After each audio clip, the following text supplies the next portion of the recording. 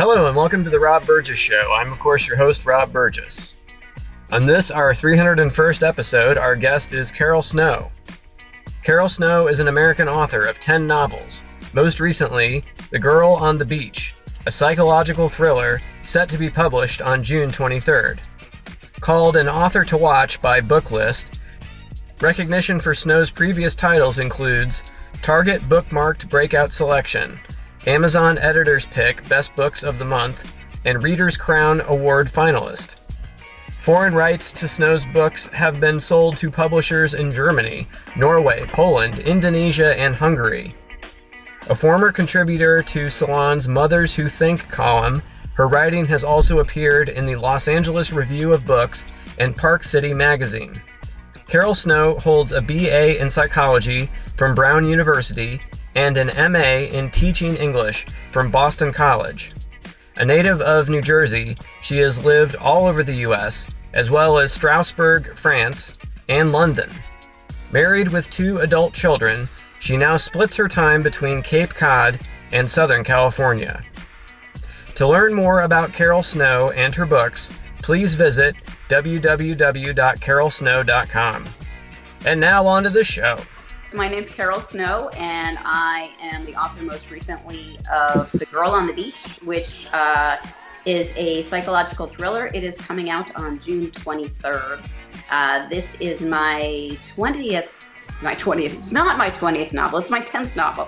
I've been writing for about 20 years, so I've been publishing for quite a while, but this is my first thriller, so I'm excited about it. It's a change up. What is your usual bread and butter? I started off with kind of romantic comedy, often with a hint of mystery. And then I moved into kind of at the same time, young adult, largely because it was a supply and demand issue, frankly. There was a sudden demand for young adult following largely the Twilight saga, frankly. Mm-hmm. And so I was asked if I was interested in writing it. And of course I had to then produce something that someone wanted to buy. But it was a pretty exciting time to be in that space at that point, because it hadn't really been divided into genres particularly. So you could kind of just, do anything. It was very freeing. Mm. So I did 4 of the young adult, and my kids were at the age to read that at the time too. So it was a cool space to be in at that time. My kids are grown now, so I don't do that anymore. And then I got really interested in writing psychological thrillers, and it took quite a while to be able to pull one off. So I hope I did this time. Yeah. I think I did. No, I think you did, absolutely. You have to kind of pull at a certain tension to keep things moving along with that genre, right? I mean, that's kind of the conceit of the thriller, Yeah, definitely, which always seems a little crazy, although I love reading them. That's why I wanted to write them. But it's a reading experience that makes you anxious, which normally in life, being more anxious isn't a goal for me, but it's something I usually am kind of excel at without outside help. But it's kind of you want it to be, a page turner, and there's different kinds. I mean, a traditional thriller is more of an external sort of thing. Something is going on externally, and that's driving the action. Psychological thrillers tend to be more of an interplay between the characters and the outside world and what's going on. So it was a bit of a juggling act, right, to do it, but it was a fun writing experience, actually. Now this is a question for my wife, who reads way more than I do. She also reads way quicker than I do, which probably has something to do with that. But she reads a lot of thrillers, and she wanted to know what are some of your favorite both current thrillers and classic thrillers, just in your opinion. I mean, I certainly like the psychological thrillers that kind of launched, Gone Girl, Gillian Flynn. She's a wonderful writer, and Girl on the Train and all of that. But I love Dennis Lehane, the problem with reading, like Dennis Lehane and Kate Atkinson jump to mind. First and foremost, the only thing I don't like about reading them is when I read them, I think, oh, I'll never be this good. I know. That's funny how that works. Which is good for a writer. It's like, it's good to read people and be like, all right, no, this I know. is great writing. And but yeah, Dennis Lehane, I read Shutter Island years ago, and I remember being on an airplane, and I was like in a middle seat, and the plane. I was about to say, and the plane was going down. The plane was landing. It wasn't. Oh, no. Yeah, you gotta be careful how you say that. Why do you have to phrase it that way? It's a hell of a story. And I remember thinking, no, we can't land yet. Like, I can't stop reading this book. It was that good. Yeah. It was that tense. That one really has a lot of tension in it. But he's just a master. And both he and Kate Atkinson are just such beautiful writers too. Like, they could be writing literary fiction. I think their writing is as good or better than most literary fiction out there. So I admire both the craft of the story and also the writing itself. Yeah. But I just read so many thrillers that half the time I don't know what I've read, but those are my top two probably. Okay. Well, and this relates to another question. What are your least favorite? This is another question from Ash, because she has opinions on this. She said she didn't want to say her opinion on what her answer is because she didn't know how your book was going to end, so she didn't want to accidentally insult you. But she said, what is your least favorite tropes? And of course, when you're doing the thriller, there are certain tropes that come to mind in plot wise, and what are your when you read, are you just like, what makes you groan, I guess? Oh, the gosh, there's good news for Ash, because I have a lot of opinions. She does too. Believe me. The one is, and now, and this is partly a hazard of being a writer that you see the man behind the curtain, is if I'm on page 10 and I'm like, oh, it's this. This is what happened. This is the person who did it. Right. And then I spend the entire book kind of waiting to see if I'm right. So first of all, if I'm right, of course, it's been given away too easily. On the other hand, but I can also get annoyed. This is why I have a career where I can just sit alone, because I'm just too irritable, I guess.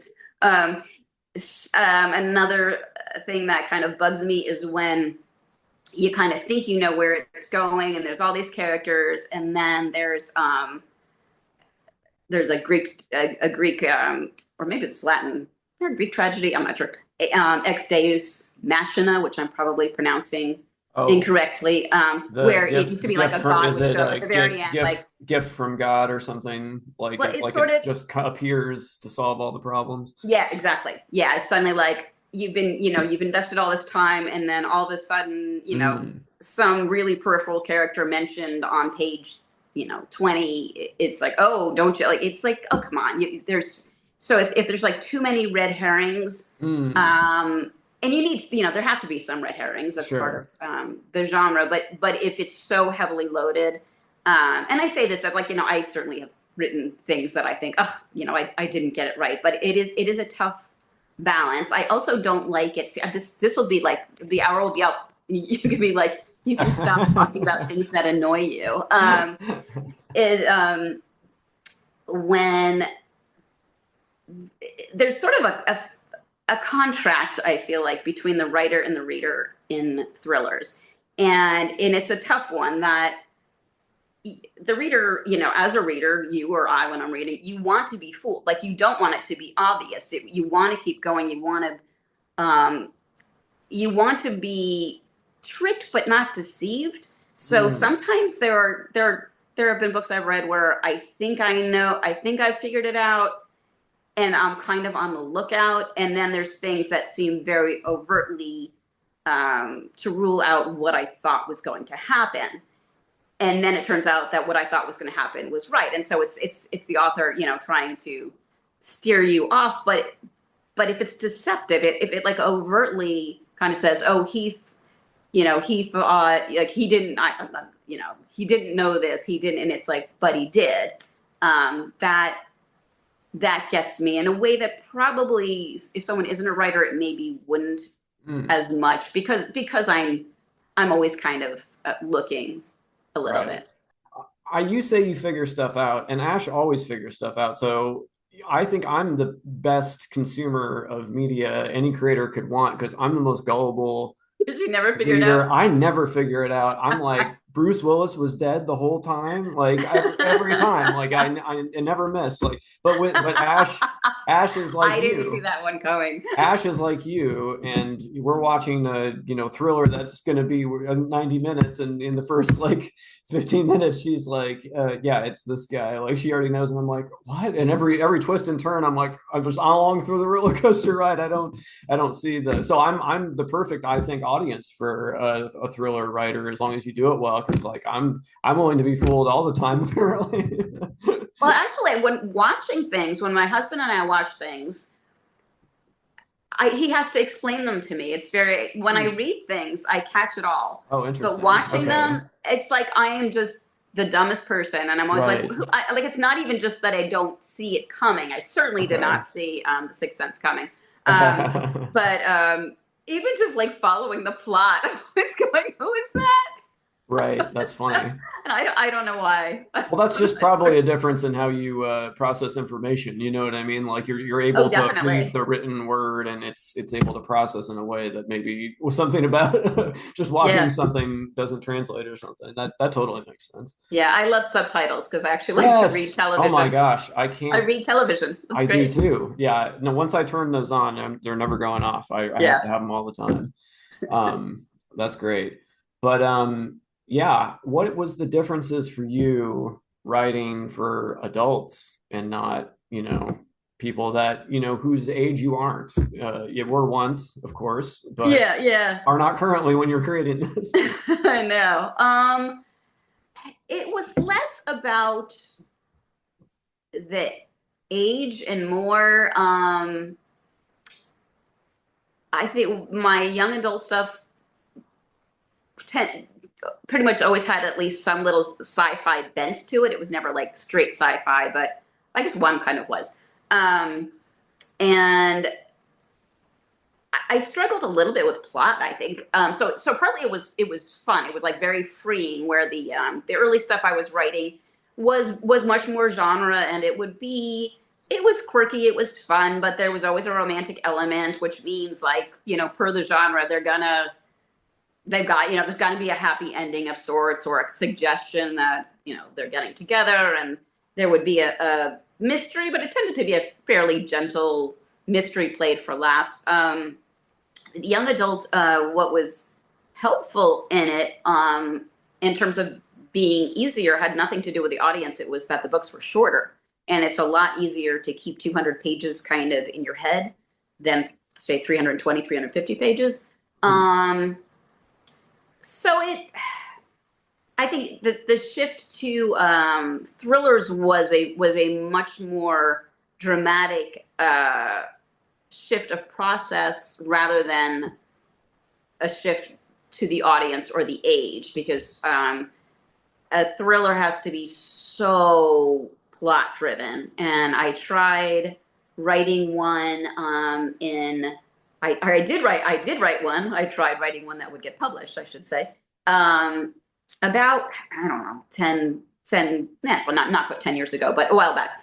And I was doing it more the way I had written, especially my earlier kind of romantic comedy stuff, where it was very voicey, and there'd be little subplots and quirky characters. And in a thriller, you kind of can't do that. It's so plot driven that it kind of went off the rails. Like there were too many subplots. It didn't have sort of that through line. Like a thriller has to have this really forward momentum. So it ended up being a different process, which I actually wish I'd kind of, figured out how to plot things earlier. But I certainly didn't outline it, but I had to know really clearly what had happened. And head towards that, and then I would change things. And writing always is circular. It's not linear. I write in a linear fashion, but then I have to circle back, until I get to the point late in the game. It's like I don't ever want to look at this book again. So that was the bigger shift. Like, just I think it made me a better writer also, because it forced me to pare things down and maybe be less voicey. I think I was leaning on the voicey thing a little too much, which was popular when I first started it. There was a market demand for that, and I think it kind of got overused a little bit when everybody started texting and everything. Like, everything's voicey. Every email is voicey. Everything is voicey. Every Twitter post is voicey. So this forced me to kind of clean up my language, so to speak. I mean, so I had to clean it up for the kids' books too. Sure, absolutely. Do you have a big cork board with lines, the yarn running between push pins, where you've got all this spider web mapped out? Because your book, I should say, for people that don't know, it alternates in between before and after a singular event in the plot line. Yeah. Do you want me to say briefly, like, well, I never want to like say more than you're comfortable with about the premise, but whatever, you're the author, so what do you want people to know before they read it, I guess? The kind of the premise is, and this is it's not a spoiler because it's on the back of the book. It's in the first chapter, that a young woman goes to back to a beach house near Santa Barbara, California, in January, where the previous summer she had been a babysitter to a very affluent couple. She was not their babysitter, but she worked for them, for their daughter Roxy, who was 4 years old. And it was this kind of dreamy, perfect summer right on the beach. And this part of the world, the tagline for it is the American Riviera. And it does look kind of like Italy. It's mountains into the sea. It's beautiful. The people are beautiful. The food's wonderful. There's celebrities, a lot of celebrities live up there just because it's just so perfect. So it was this very idyllic, glitzy summer that this young woman was having. And then near the end of the summer, the little girl was left unsupervised by the three adults and was seen running towards the ocean. And then her floaty toy was found. And so this child was lost and presumed drowned, and has just kind of destroyed everybody. So the narrative goes, and it starts with the after. It's starting in January this young woman has gone back to the beach house, and then it goes to a before sequence where it tells the story of what had happened, and the story is revealed through the before. But when she's when she goes back to the beach house, she looks out, and from a distance she sees a little girl who looks just like the little girl who's supposed to be dead. This is the young woman who'd been the babysitter. And so she immediately says, I think she's alive, but it's not really clear whether it's just her trauma, and it is from a distance. She's desperate to kind of deal with this, and she's just really, her life has ground to a halt. And so she's pushing for answers. And then the parents don't seem to want to follow up on any of this. And so it's the narrator is the babysitter, and she's trying to figure out what actually happened. Yeah, you write her well. I really enjoy, because there's some narrators, you know what I mean? It's hard to stick with them for a whole book sometimes. Yeah, so I'm glad that your main character isn't super annoying, because that would get old fast, and it has in other books. But yeah.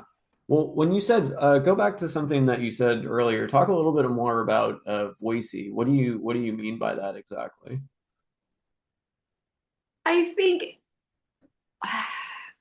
voicey, I mean, it's in any kind of, in fiction writing, it's always, probably in nonfiction as well, but certainly in fiction writing, they always say, like, try to find your voice. And what it sounds like is the way a character speaks.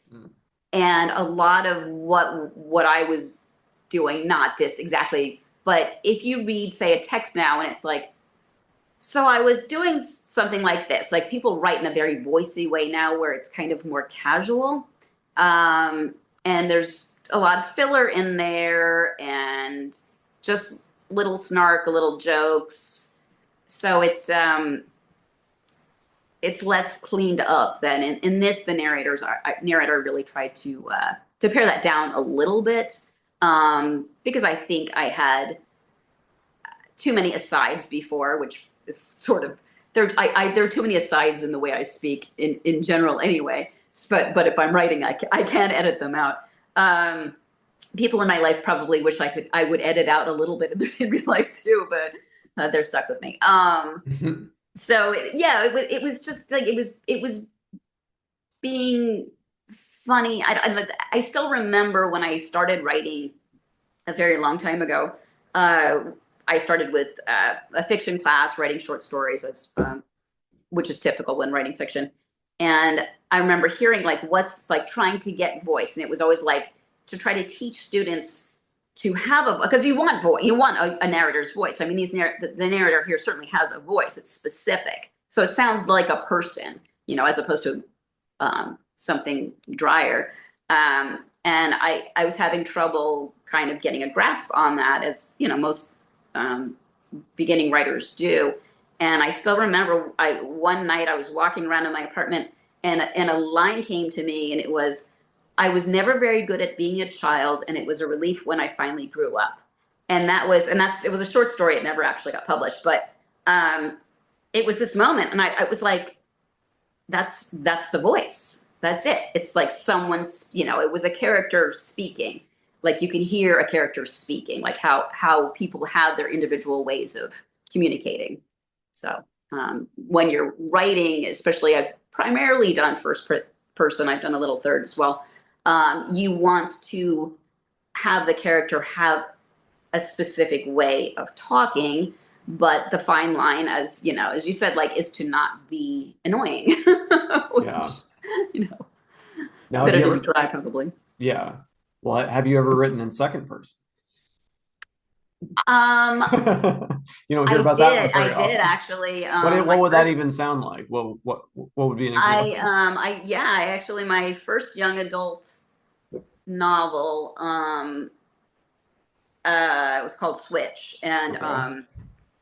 and it starts with, "You've been to my town, or you've been to one just like it," and I don't remember what the rest of it was, but that one, when that came to me, and that book is actually set in kind of a fictional version of where The Girl on the Beach is set. And I was walking on the beach, as I was actually walking on the same stretch of beach when I came up with much of this plot. And this is sort of the first time it's ever happened where the book sort of came to me, like it wasn't like taking dictation, but so much came to me, and I came back and just started writing down in the first chapter. It was only a couple of pages, the first chapter, but what ended up in the book was almost verbatim what had just come to me. And it was the second person thing, which was kind of a strange, it wouldn't have been a choice. I don't know. Somehow that's just what came. And then it goes into, after the first chapter, then it goes into the first person. But so, yeah, it's aside from Bright Lights, Big City, I don't think it's been done too much. It's tough. It's tough to pull that one off. It is. Absolutely. Yeah. Totally. I did 2 pages. That was enough. Yeah. Right. Exactly. Yeah. Well, I really enjoyed the book so far, and I wouldn't have known this is your first thriller if you hadn't told me that. It seems like good, thanks. you've got it down pretty well. Now on the back of your book, though, I happen to notice in your bio it says, "Despite Google's claims to the contrary, she is not and has never been a poet."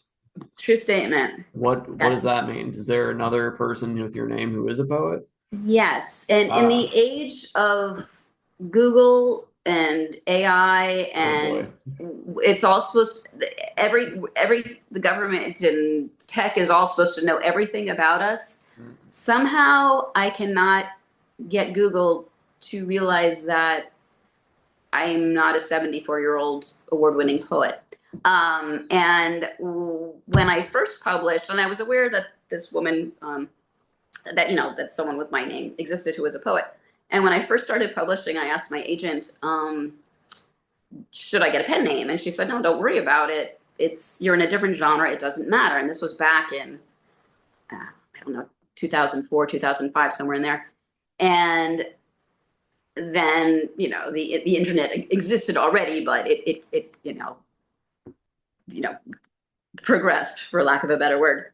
And so then Google started mixing us up, and I kept putting in things saying we're not the same person. And for a while they split us up, but I've just given up. I mean, it's kind of funny. Like, if you Google me, it's my picture and it says American poet, and it mixes our books up, and almost every platform it just mixes us together. The funniest was at one point, she her and God bless, she has no website, she has no social media. I was going to say, you did get carolsnow.com, so you won that battle. I did.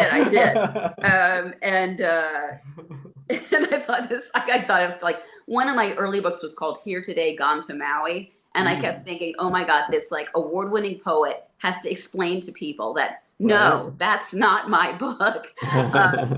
But at one point, one of her poems must have been recommended for curriculums, for high school curriculums, because I started getting pretty regularly emails from high school kids, the vast majority of whom seemed to be named Alex for some reason. And they would write and ask me to explain my poem, like they'd been assigned it. I'll just ask the person. Can you explain what this means? And if they were polite, I'd be like, it's not me, but here's what I think. That's funny. Have you read any of her work? Yeah, I mean, I've read that poem a lot because I analyzed it for about 10 different high school kids. That's funny. A little bit. I'm not real big on poetry. I mean, I don't know. I'm just it's not really my cup of tea. But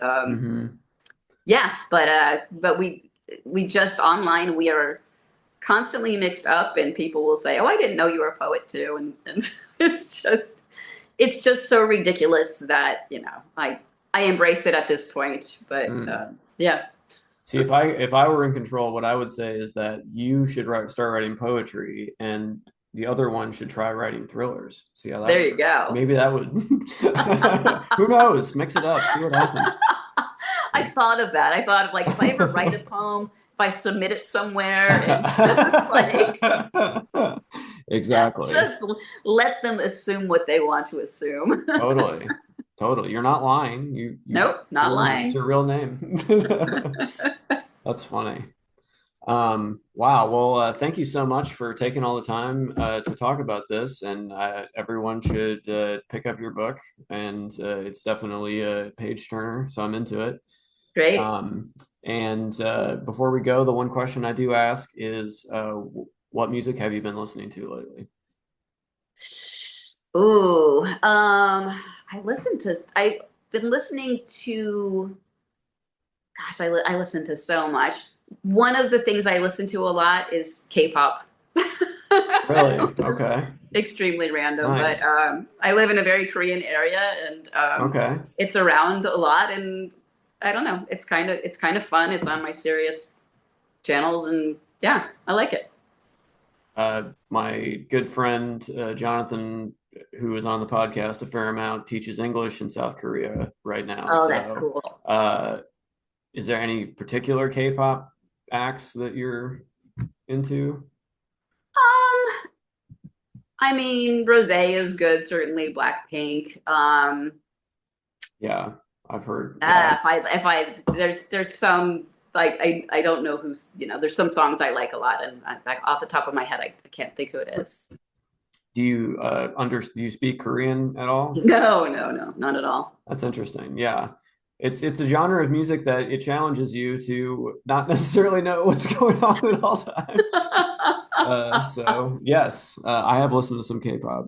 That kind of it's joyful. It's sort of just light and joyful. Yes, and exactly. I feel like the world needs light and joyful right now. Absolutely, I get the appeal. Definitely. Yeah. And also, there's like 26 members, so there's somebody for everybody. Yeah. It's hysterical that I was in the I've been in Seoul airport twice for very long layovers, but I've never left the airport.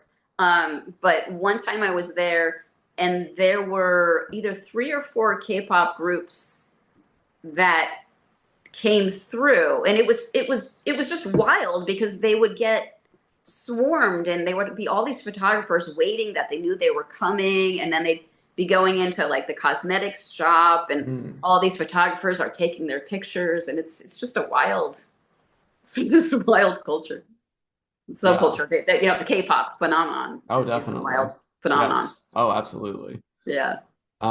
But thank you again, and you're welcome to come back anytime. I'll definitely probably have more to say after I actually finish your book.